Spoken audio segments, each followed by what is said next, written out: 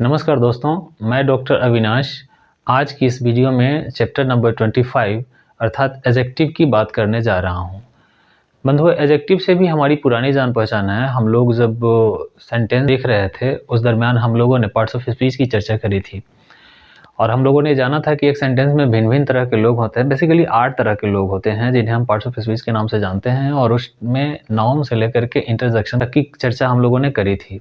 और उसी दरमियान हम लोगों ने एडजेक्टिव से भी जान पहचान करी थी और वहाँ हम लोगों ने जाना था कि एडजेक्टिव वह है जो किसी नाउन या प्रोनाउन को सामान्य से हटके बना देता है, यानी वो नॉर्मल नहीं रहने देता। जैसे एक उदाहरण स्वरूप हम देखते हैं कि राम एक लड़का है। यह पहला सेंटेंस है। अगर कहें राम अच्छा लड़का है,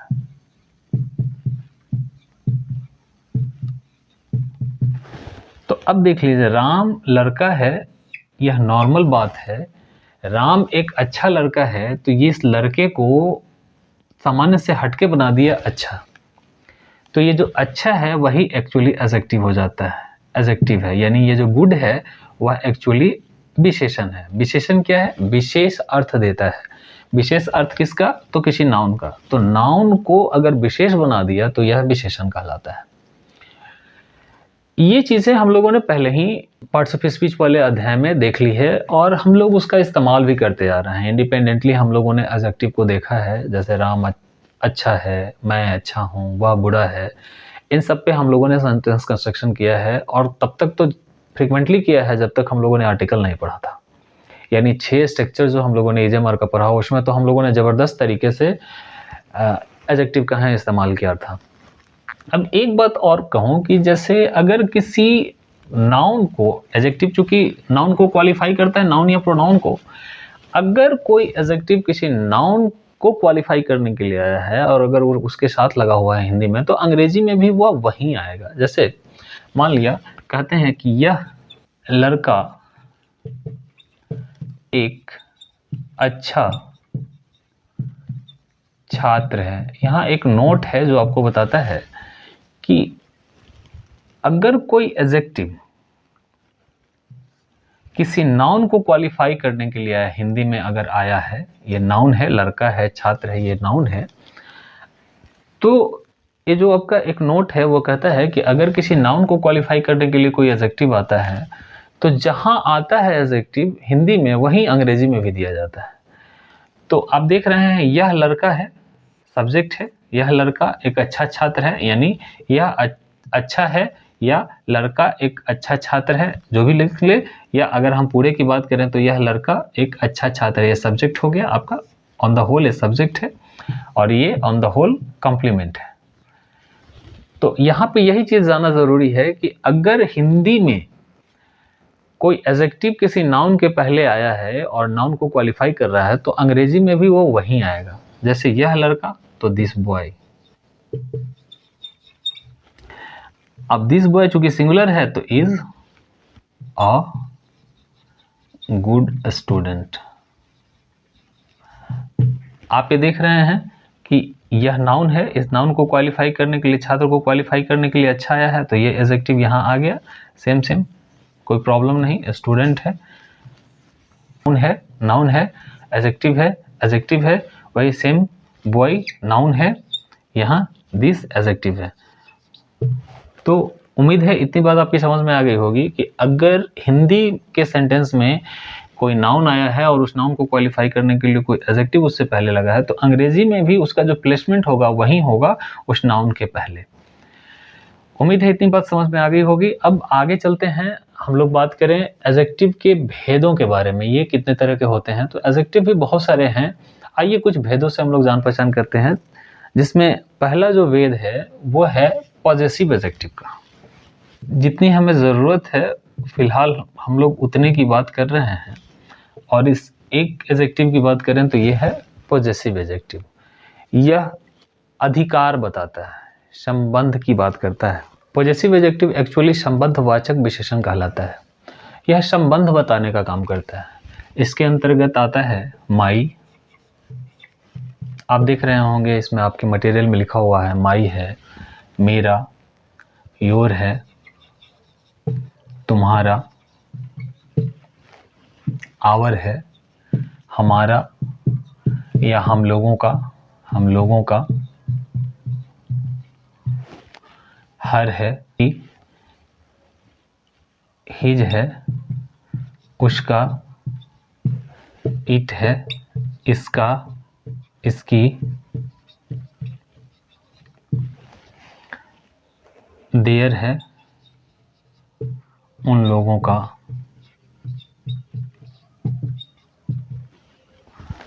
ये सारे जो हैं वो एक्चुअली पॉजेसिव एडजेक्टिव हैं। ये मालिक का बोध कराते हैं, ऑनर का। जैसे मेरा भाई, तो ये संबंध बताता है, उसके अधिकार में एक भाई है या उसका भाई है। हमारा देश, तो हमारे अधिकार में एक देश है या हमारा देश है, हमारा रिलेशन जो है वो देश के साथ है, हम बिना देश के नहीं हैं, भेगा बॉन्ड नहीं है।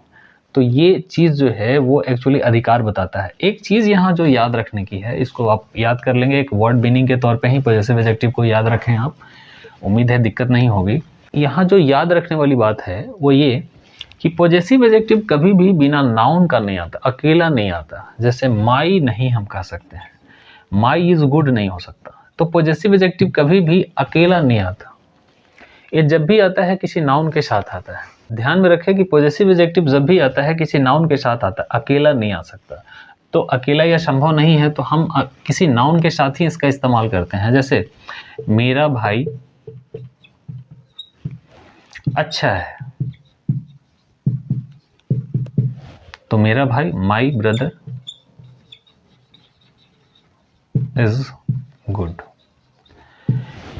एक चीज़ जो यहाँ पे बहुत कंफ्यूजन होता है बहुत सारे लोगों को, वो ये कि इसके बाद ये क्या होगा, एक्सुलरी कैसा, सिंगुलर या प्लूरल। ये माई देख करके कुछ लोग कंफ्यूज कर जाते हैं कि कहीं एम तो नहीं होगा या कुछ भी।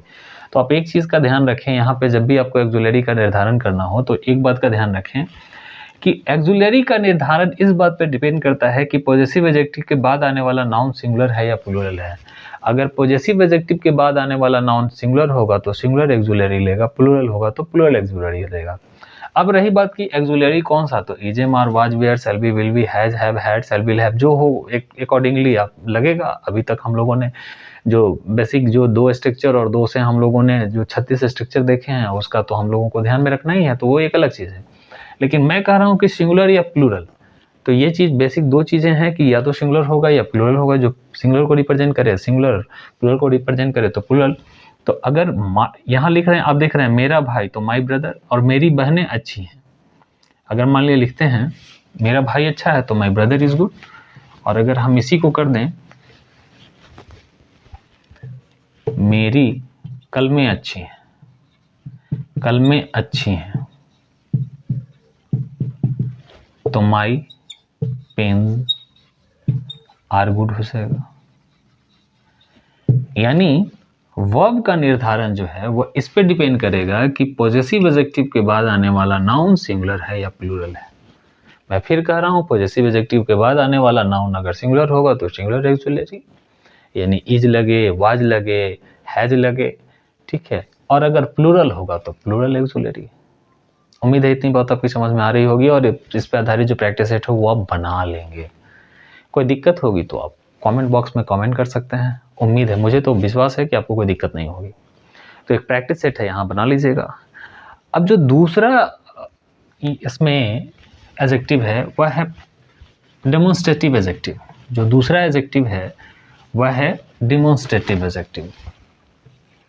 Demonstrative adjective. अब डेमोन्स्ट्रेटिव एडजेक्टिव आपने पीछे पढ़ा है, जो प्रोनाउन पढ़ा है, प्रोनाउन के दरमियान आपने क्या पढ़ा है, तो पर्सनल प्रोनाउन के बाद डेमोन्स्ट्रेटिव प्रोनाउन पढ़ा था। वही सेम चीज़ है डेमोन्स्ट्रेटिव एडजेक्टिव में, प्रोनाउन हो या एडजेक्टिव दोनों में अगर फॉर्म के लिहाज से देखा जाए तो कोई अंतर नहीं है। दिस यहाँ भी है, दिस वहाँ भी था, दैट हो गया, दीज हो गया, दोज हो गया, सच हो गया, ऐसा, इस प्रकार का सम हो गया, कुछ। तो दिस दैट से आप वाकिफ हैं। दिस का मतलब यह होता है, दैट का मतलब वह होता है, दिस का मतलब ये सब, दोज का मतलब वे सब। तो ये सब प्रोनाउन थे, अगर इनके बाद कोई नाउन आ जाए तो एडजेक्टिव हो जाएंगे, कोई कन्फ्यूज़न नहीं है। देखिए इन दोनों में प्रोनाउन और सच का मतलब ऐसा ही है, इस प्रकार का सम का मतलब कुछ होता है। जैसे मैं एक उदाहरण दे दूं आपको, जैसे मान लिया दिस है, तो अगर कहते हैं यह अच्छा है, यह अच्छा है,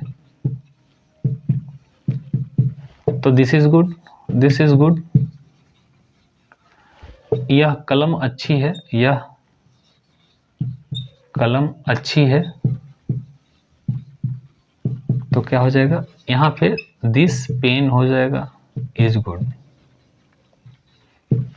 अब आप देख रहे हैं कि दिस जो है ये अकेले आया है तो प्रोनाउन है, क्योंकि प्रोनाउन कभी भी नाउन के साथ नहीं आएगा।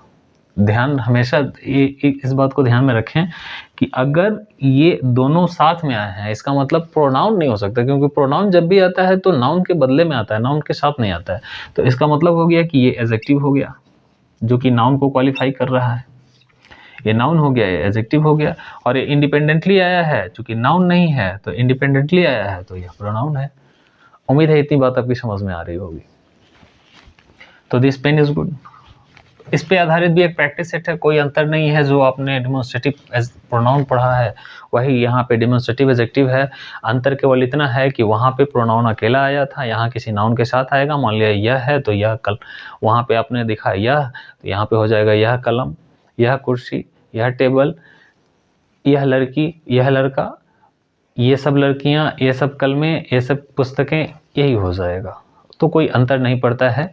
और आप देख रहे हैं, आपको पता है कि एडजेक्टिव से बहुत ज़्यादा फर्क नहीं पड़ता, कोई फर्क ही नहीं पड़ता जहाँ तक एक्सुलरी का सवाल है। मान लिया लिखते हैं यह कलम अच्छी है, यह कलम, तो हो जाएगा दिस पेन। और अगर ये सब कलमें हो जाए, ये सब कलमें, तो हो जाएगा दीज पेन। अब देख लीजिए दीज पेन्स हो जाएगा, आपने अभी तक नंबर पढ़ लिया है। यह कलम अच्छी है, अब देख लीजिए यह कलम अच्छी है, तो दिस पेन इज गुड।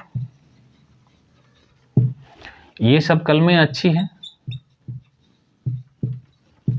तो हम क्या करेंगे, दीज पेन्स आर गुड। समझने वाला मामला है, समझने वाला मामला ये है कि ये सिंगुलर है, एक की बात हो रही है। और आपको पता है कि एडजेक्टिव और नाउन का केस में हमको जब एडजेक्टिव और नाउन दोनों मिलकर के सब्जेक्ट के रूप में काम करते हैं तो उनके बाद वर्ब का निर्धारण इस बात पर डिपेंड करता है कि एडजेक्टिव के बाद आने वाला नाउन क्या है। नाउन अगर सिंगुलर होगा जैसे पेन है तो इज होगा, और नाउन अगर प्लूरल होगा जैसे पेन्स है तो आर हो जाएगा। उम्मीद है इतनी बात आपकी समझ में आ रही होगी और इसमें कोई कन्फ्यूज़न नहीं होगा। अगर इसके बावजूद कोई कन्फ्यूज़न है तो आप कमेंट बॉक्स में जा कर के कमेंट करें। कमेंट करने के बाद आपकी परेशानी को दूर कर दिया जाएगा, लेकिन मुझे जहाँ तक पता है आपको कोई कन्फ्यूज़न नहीं होगा, क्योंकि पॉजेसिव एडजेक्टिव में भी हम वही देख रहे हैं, डेमोन्स्ट्रेटिव एडजेक्टिव में भी वही देख रहे हैं। या कोई भी एडजेक्टिव आएगा अगर उसके बाद नाउन है तो नाउन के अनुसार ही वर्ब का निर्धारण होगा, क्योंकि एडजेक्टिव सिंगुलर या प्लूरल नहीं हो रहा है, नाउन सिंगुलर या प्लूरल हो रहा है। ठीक है, अब आगे की बात करते हैं। अब अगले जो सज्जन हैं उनका नाम है एडजेक्टिव ऑफ क्वालिटी। तो एडजेक्टिव ऑफ क्वालिटी जो है उसके बारे में हम लोगों ने पहले भी चर्चा करी है। क्वालिटी का मतलब हुआ गुण दोष। तो अच्छा, बुरा, खराब, मोटा, पतला, नाटा, लंबा, इस सब की बातें हम लोगों ने करी है और इनसे हम लोग वाकिफ़ हैं शुरुआत से ही, जब हम लोगों ने सेंटेंस कंस्ट्रक्शन करना शुरू किया है। तो उसका इस्तेमाल हम लोग पहले से ही करते आ रहे हैं, इसलिए हम लोग उसके लिए स्पेशल कोई चैप्टर प्रैक्टिस सेट नहीं दे रहे हैं यहाँ पे। तो अभी फ़िलहाल उसी से काम चलाइए। कि बाद जो एडजेक्टिव महोदय हैं उनका नाम है participle adjective. Adjective of quality आपने देख ली, क्वालिटी मतलब अच्छा बुरा, ठीक है। अब है ये participle adjective. Participle adjective actually किसी क्रिया का तीसरा या चौथा रूप, मेन वर्ब जो होता है, काइंड्स ऑफ वर्ब के दरमियान की वर्ब दो तरह का होता है, एक मेन वर्ब, दूसरा एक्सुलरी वर्ब। तो जो मेन वर्ब होता है उस मेन वर्ब का 5 रूप होता है। हम लोगों ने यह भी देखा था, आपको याद हो, अगर याद नहीं है तो एक बार फिर से जाकर के काइंड्स ऑफ वर्ब में देख लीजिए। आप मेन वर्ब देखेंगे तो मेन वर्ब के बारे में बताया गया है कि ये 5 तरह का इसका रूप बनता है। तो तीसरा या चौथा रूप जो है उसमें हम जनरली आईएनजी का इस्तेमाल करके चौथा रूप बनाते हैं। यानी अगर हम गो कहते हैं तो गो प्लस आईएनजी कर देते हैं तो गोइंग ये चौथा रूप हो जाता है गो का। और अगर हम गॉन कहते हैं तो ये गो का तीसरा रूप हो जाता है। तो तीसरे या चौथे रूप का इस्तेमाल जब हम एडजेक्टिव के रूप में करते हैं तो वह पार्टिसिपल एडजेक्टिव कहलाता है। जब किसी वर्ब के तीसरे या चौथे रूप का इस्तेमाल अगर एडजेक्टिव के रूप में हो तो वह एक्चुअली पार्टिसिपल एडजेक्टिव कहलाता है। जैसे हम लोग बहुधा इस्तेमाल करते हैं, अगर आप थोड़ी बहुत पढ़ाई करी हो कि आपने एक नाम सुना होगा या फिल्म वगैरह भी देखते होंगे तो वहाँ एक टर्म आता है laughing gas, LAUGHING, laughing gas. Actually यह गैस तो नाउन है, आपको पता है, हवा तो नाउन है।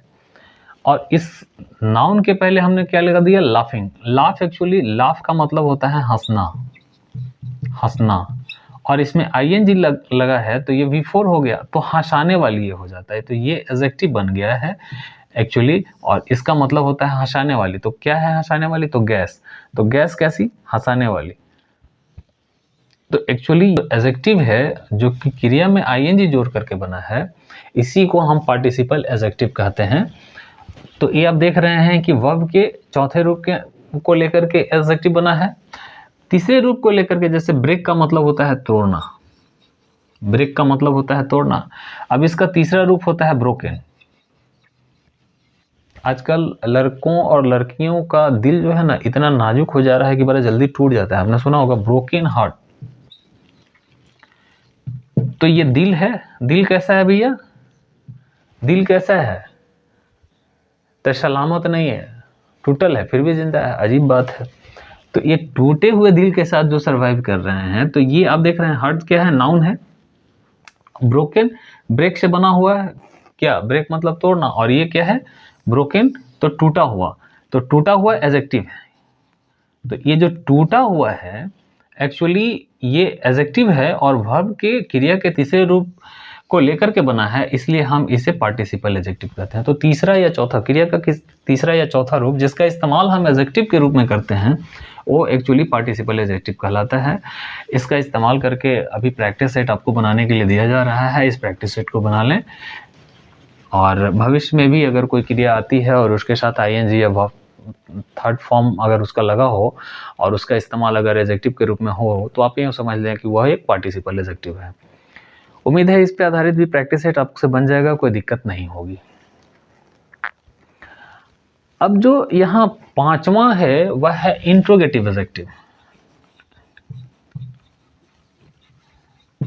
इंट्रोगेटिव एडजेक्टिव, अगर आपको याद हो, नहीं याद है तो फिर से याद दिला दूं। जो पीछे हम लोगों ने प्रोनाउन पढ़ा है, एक्चुअली प्रोनाउन में हम लोगों ने इंट्रोगेटिव प्रोनाउन पढ़ा था और वहाँ पे सवाल किया जाता था, जैसे किसका अच्छा है, कौन अच्छा है। तो वही सेम चीज़ जब हम उसके साथ नाउन भी जोड़ देते हैं तो वह इंट्रोगेटिव एडजेक्टिव हो जाता है। जैसे किसका, वहाँ हम लोगों ने किया था किसका अच्छा है, तो हम लोगों ने क्या किया था, हुज इज गुड,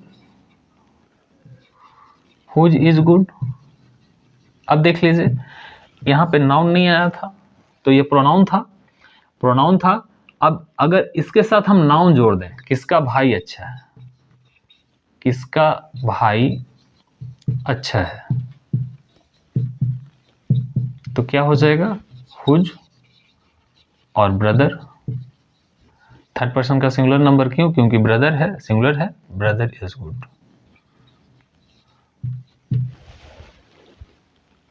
उसी प्रकार से आप देखें तो ये एडजेक्टिव हो गया।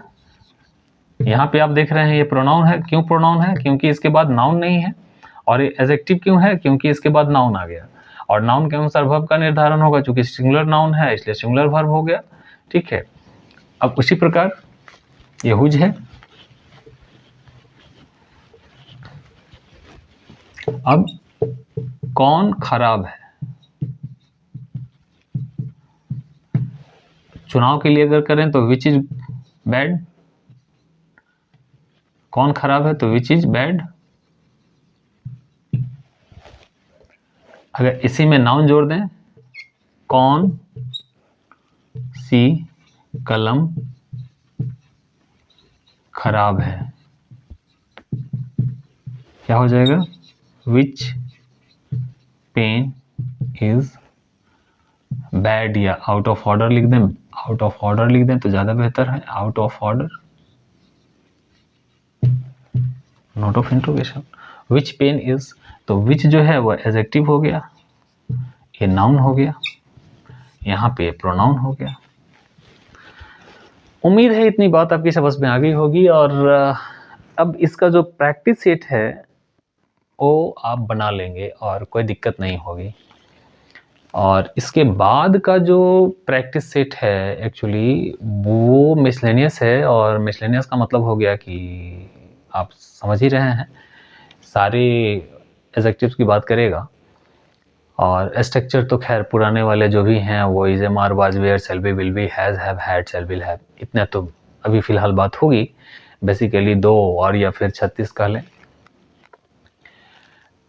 इसके बाद का जो उम्मीद है कि इतना काफ़ी होगा, और उम्मीद है अब इसमें कोई परेशानी नहीं होगी। आपने एडजेक्टिव को थोड़ा समझ लिया होगा कि अगर एडजेक्टिव कहीं आते हैं और किसी नाउन के पहले आते हैं तो हिंदी में अगर आए हैं तो अंग्रेजी में भी उसी जगह पे आएंगे।